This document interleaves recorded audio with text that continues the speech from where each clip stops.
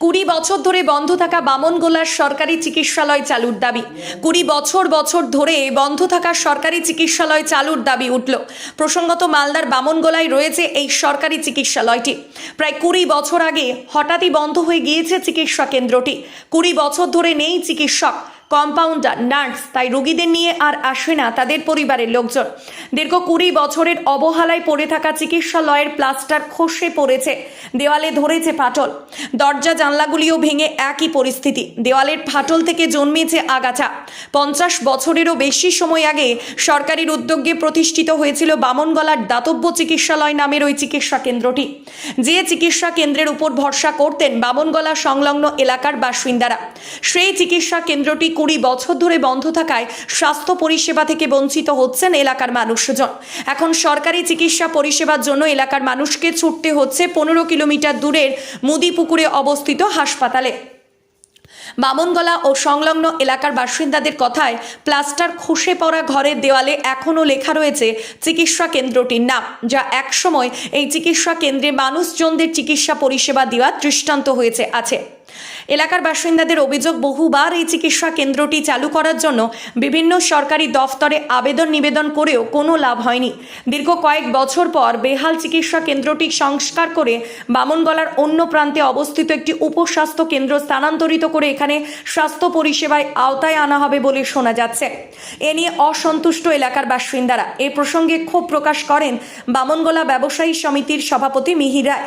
তিনি বলেন, উপস্বাস্থ্য কেন্দ্রে পোলিও ভ্যাকসিন দেওয়া হয়, সেটাই ভালো, কিন্তু উপস্বাস্থ্য কেন্দ্রে তো আর মেডিকেল অফিসার থাকবে না। আমরা চাই উপস্বাস্থ্য কেন্দ্র নয়, মেডিকেল অফিসার নিয়োগ করে চিকিৎসা কেন্দ্র করা হোক আগের মতো। ত্রিনয়নী জুয়েলার্স, হলমার্ক সোনার কাজ করা হয় ও কেডিয়াম পানি কাজ করা হয়। পহলানপুর, তীরতলা বাজার, পূর্ব বর্ধমান। যোগাযোগ 9732049330 অথবা 9732086356 এই নম্বরে। এই জায়গাটাতে একটা হসপিটাল বা স্বাস্থ্যকেন্দ্র দেখা যাচ্ছে। এটা কবে শুরু হয়েছিল বা কবে বন্ধ হয়েছে? এটা সত্যি কথা বলতে কি, আমরা ছোটোবেলা কিন্তু এখানকার ওষুধ খেয়েই বড় হয়েছি আর কি।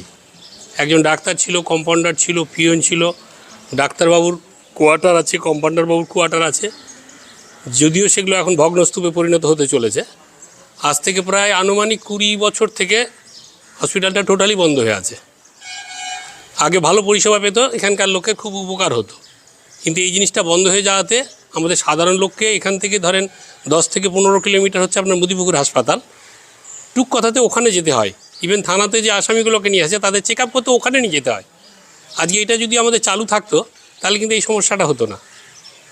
যেই জন্যে আমরা কিন্তু বহুদিন ধরে দরবার করেছি, জেলা পরিষদে মাস পিটিশন দিয়েছি, সেই কপিও সব আছে আমার কাছে, যত্ন করে কপিগুলো রেখে দিয়েছি।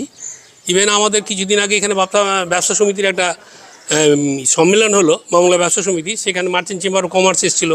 সেখানেও এখানকার পাবলিক এবং আমরা যৌথভাবে দাবি করলাম যে এই জায়গাটা পড়ে আছে, এই জায়গাটা আপনারা হসপিটালটা পুনরায় চালু করলে ভালো হয়। হসপিটাল চালু মানে হসপিটালের মতন করবো, একজন এমও সবসময় থাকবে এখানে, তার সঙ্গে সিস্টার থাকবে, পিয়ন থাকবে, কম্পাউন্ডার বাবু থাকবে, যাতে সাধারণ লোক অন্তত প্রাথমিক ট্রিটমেন্টটা এখানে পায়। তাহলে কি হবে, সাধারণ লোকের উপকার হবে।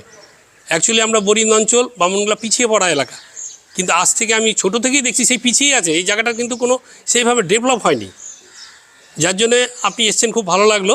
আপনি আমাদের সংবাদপত্রের মাধ্যমে আমাদের এখানকার বাসীদের হয়ে আমি কথা বলছি, বামনগোলা বাসীর হয়ে কথাটা আপনি তুলে ধরবেন উপর মহলে, যেন এই জায়গাটার প্রতি নজর দেয়। কেন জায়গাটা প্রায় আপনার আনুমানিক 3 বিঘা হবে।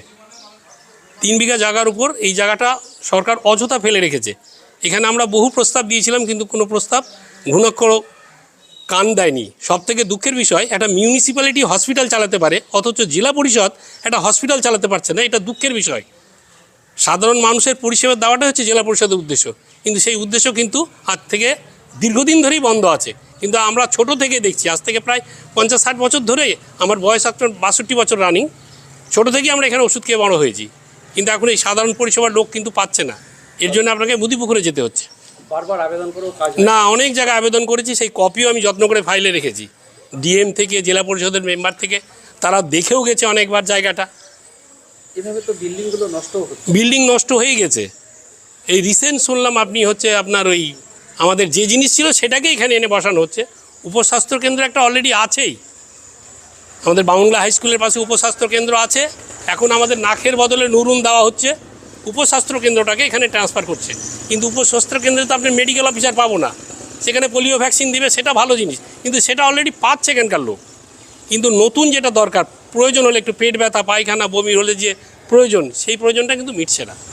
অর্থাৎ আপনারা মেডিকেল অফিসার চাই? হ্যাঁ, আমরা চাইছি সর্বক্ষণের অন্তত একটা মেডিকেল অফিসার আগে যেভাবে ছিল সেই জিনিসটাই পুনরায় চালু হোক। এখানকার লোকের এটাই দাবি, আর কিছু চাই না। আপনি এটা সংবাদপত্রের মাধ্যমে ঊর্ধ্বতন কর্তৃপক্ষে তুলে রাখবেন, এটাই আমরা আশা করছি, যাতে আমাদের বামুনগোলাবাসী, পিছিয়ে পড়া বামুনগোলা একটু চিকিৎসার সুযোগটা পায় অন্তত, সব থেকে বড় কথা। কি নাম আপনার? আমার নাম মিহির রায়, কি দায়িত্বে আছেন? আমি বামুনগোলা ব্যবসা সমিতির সভাপতি। ভাত ছাড়া বাঙালির দিন চলে না। আমিষ হোক বা নিরামিষ, যে কোনো পদের সাথেই চাই ধোয়া ওঠা গরম ভাত। আর সেই ভাত যদি হয় বাসন্তী গোল্ড চালের, তাহলে তো কোনো কথাই নেই। বাসন্তী গোল্ড, নামেও শোনা, রূপেও শোনা। সুস্বাদু ঝরঝরে ভাত খেতে বাড়িতে আনুন বাসন্তী গোল্ডের মিনিকেট, টেনটেন, করিশ্মা, বাঁশকাঠি এবং রত্না সহ বিভিন্ন ধরনের উন্নত মানের চাল। আমাদের ঠিকানা মা বাসন্তী রাইস মিল, মিরপুর, উচালন, পূর্ব বর্ধমান। আমাদের যোগাযোগ নম্বর 6296406470। আমাদের আরও একটি যোগাযোগ নম্বর হলো 9475740509। মনে রাখবেন, মা বাসন্তী রাইস মিল।